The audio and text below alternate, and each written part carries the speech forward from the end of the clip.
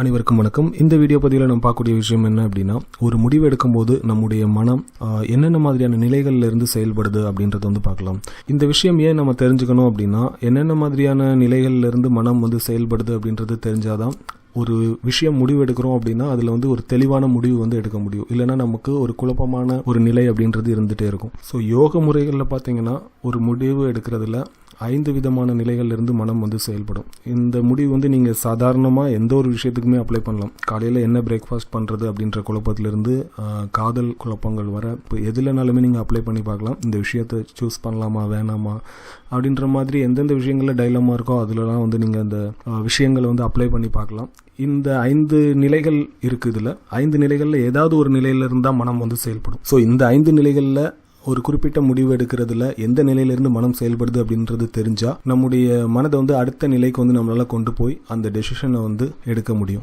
இதுல முதல் நிலை அப்படின்றதுக்கு பேர் ஷிப்தம் அப்படின்னு சொல்லுவாங்க. ஷிப்தம் அப்படின்னா மனசுல ரேண்டமான தாட்ஸ் இருக்கும். அதாவது நம்ம ஒரு முடிவு எடுக்கணும், அதை முடிவு எடுக்கிறத விட்டுட்டு வேற எதையாவது பத்தி யோசிச்சுட்டே இருப்போம். முடிவு எடுக்கிறதுல குழப்பம் வர்றதுன்றது வேற, ஆனா சம்பந்தமே இல்லாத எண்ண ஓட்டங்கள் மனதில் ஓடிட்டு இருக்கும். நம்ம முடிவெடுக்க முடியாம குழம்பிட்டு இருப்போம். அந்த மாதிரி நிலையிலிருந்து உங்களுடைய மனம் செயல்பட்டு இருந்ததுன்னா இது முதல் நிலை. இதுக்கு பேர் ஷிப்தம் அப்படின்னு சொல்லுவாங்க. ஸோ முடிவு எடுக்கிறதுல இந்த மாதிரியான ரேண்டம் தாட்ஸ் மைண்ட்ல வந்துட்டே இருந்தது அப்படின்னா ஷிப்தம் அப்படின்ற மனநிலையில இருக்கீங்கன்னு தெரிஞ்சுக்கோங்க. ரெண்டாவது நிலைக்கு பேர் மூடம் அப்படின்னு சொல்லுவாங்க.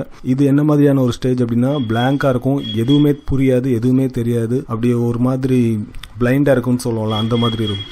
ஸோ இந்த மாதிரி நிலையில் உங்களுடைய மனம் செயல்பட்டு இருந்தது அப்படின்னா மூடம் அப்படின்ற 2வது ஸ்டேஜில் இருக்கீங்க. 3வது ஸ்டேஜுக்கு பேர் விஷப்தம் அப்படின்னு சொல்லுவாங்க. விஷப்தம் அப்படின்னா வேணும் வேணாம் அப்படின்றதுல ஒரு குழப்பம். இந்த முடிவு எடுக்கணும், முடிவு எடுக்க வேணாம், இல்லை இது பண்ணணும், இது பண்ண வேணாம் அப்படின்றதுல குழப்பம். முதல்ல இருந்த ஷிப்தம் அப்படின்ற ஸ்டேஜில் முடிவு எடுக்கிறதுல குழப்பம் இல்லை, முடிவு எடுக்க முடியாம ரேண்டமான தாட்ஸ் மனசுல இருக்கிறது. ஆனா இந்த 3வது ஸ்டேஜ் விஷிப்தம், அதுல பார்த்தீங்கன்னா வேணும் வேணாம் அப்படின்றதுல குழப்பம் ஏற்பட்டு இருக்கிறது. இதுக்கு அடுத்த ஸ்டேஜ் ஏகாரம் அப்படின்னு சொல்லுவாங்க. ஏகாரம் அப்படின்னா இது அவசியம் வேணும், இது அவசியம் வேண்டாம் அப்படின்ற மாதிரியான ஒரு அந்த பாயிண்ட்ஸ்லாம் நம்ம நோட் பண்ணி ஒரு டெசிஷன் எடுக்கிற அந்த மூடுக்கு வரோம்ல, அந்த ஸ்டேஜ்ல இருக்கிறதுக்கு பேர் ஏகாரம் அப்படின்னு சொல்லுவாங்க.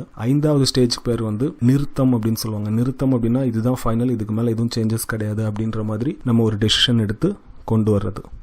ஸோ இந்த 5 ஸ்டேஜில் ஏதாவது ஒரு ஸ்டேஜில் தான் நீங்கள் டெசிஷன் எடுக்கக்கூடிய அந்த பிரச்சனை அப்படின்றது உங்கள் மைண்ட்லேருந்து ஒர்க் அவுட் ஆகிட்டு இருக்கும். ஸோ அந்த குறிப்பிட்ட ப்ராப்ளம் எந்த ஸ்டேஜில் இருக்குது அப்படின்றத முதல்ல புரிஞ்சுக்கோங்க. புரிஞ்சுட்டு அதுக்கு அடுத்த லெவலுக்கு நீங்கள் கொண்டு வரதுக்கு முயற்சி பண்ணலாம் உங்களுடைய மனதை.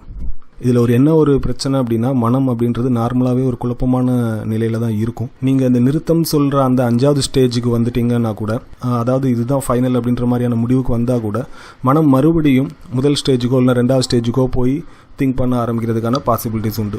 அதாவது இதுதான் ஃபைனல்னு சொல்லி டெசிஷன் எடுக்கக்கூடிய அந்த 5வது நிலையிலிருந்து மனம் மறுபடியும் 1வது நிலைக்கோ இல்லை 2வது நிலைக்கோ போயிடுச்சு அப்படின்னா அந்த விஷயம் உங்களுடைய மனதில் திரும்ப திரும்ப குழப்பம் ஏற்படுத்தி கொண்டே இருக்கும். ஸோ இந்த 5 ஸ்டேஜையும் நல்லா புரிஞ்சுக்கோங்க. ஒரு குறிப்பிட்ட விஷயத்தில் இல்லை ஒரு குறிப்பிட்ட பிரச்சனையில் இல்லை ஒரு குறிப்பிட்ட முடிவெடுக்கக்கூடிய விஷயங்களில் உங்களுடைய மனம் இந்த நிலையில் இருக்குது அப்படின்றத நீங்கள் தெரிஞ்சிட்டீங்க அப்படின்னா உங்களுடைய மனதை அடுத்த நிலைக்கு நீங்கள் ஈஸியாக கொண்டு போகலாம். பொதுவாக தியானம் பழகிறவங்க அப்படின்ற போது அவங்களுடைய மனம் ஒருமுகப்பட்டிருக்கும் போது அவங்க அந்த 5வது நிலையில இருந்து அந்த டெசிஷனை எடுத்துட்டாங்க அப்படின்னா திரும்ப அவங்க 3வது நிலைக்கோ இல்லை 2வது நிலைக்கோ மாறி வர மாட்டாங்க. இன்னொன்று, அவங்க எடுக்கக்கூடிய டெசிஷன்லையும் கான்ஷியஸாக இருப்பாங்க. ஸோ இதுதான் தியானம் பழகிறவங்களுக்கும் சாதாரணமாக இருக்கிறவங்களுக்கும் உள்ள மனதில் உள்ள வித்தியாசங்கள். அவங்களுடைய மனம் அப்படின்றது எடுத்த முடிவில் நிலையாக இருக்கும். அந்த 5வது ஸ்டேஜில் இருந்து திரும்பி மாறி வர்றது அப்படின்றது இல்லாமல் இருக்கலாம், இல்லை குறைவாக இருக்கலாம். ஆனால் சாதாரண மனநிலையில் இருக்கிறவங்களுக்கு அந்த மனம் ஒரு குழப்பமான மனநிலையில் இருக்கிறதுனால ஈஸியாக 5வது ஸ்டேஜில் இருந்து திரும்ப 3வது ஸ்டேஜ் 2வது ஸ்டேஜ்னு அந்த பிரச்சனைகள் குழப்பம் ஏற்பட்டு இருக்கும். ஸோ இந்த விஷயங்கள் தெரிஞ்சுக்கோங்க. நீங்கள் இதை எதுலனாலும் அப்ளை பண்ணி பார்க்கலாம். ஈவன் இந்த வீடியோ புரியுதா புரியலையா அப்படின்றதுல கூட நீங்கள் இந்த விஷயத்தை அப்ளை பண்ணி பார்க்கலாம். உங்களுடைய மனம் எந்த நிலையிலிருந்து செயல்படுது அப்படின்றத ஸோ ட்ரை பண்ணி பாருங்கள். எல்லா விஷயத்துக்குமே இதுதான் மெத்தட். ஸோ இது தேவைப்படுறவங்க முயற்சி பண்ணி பாருங்கள். நன்றி.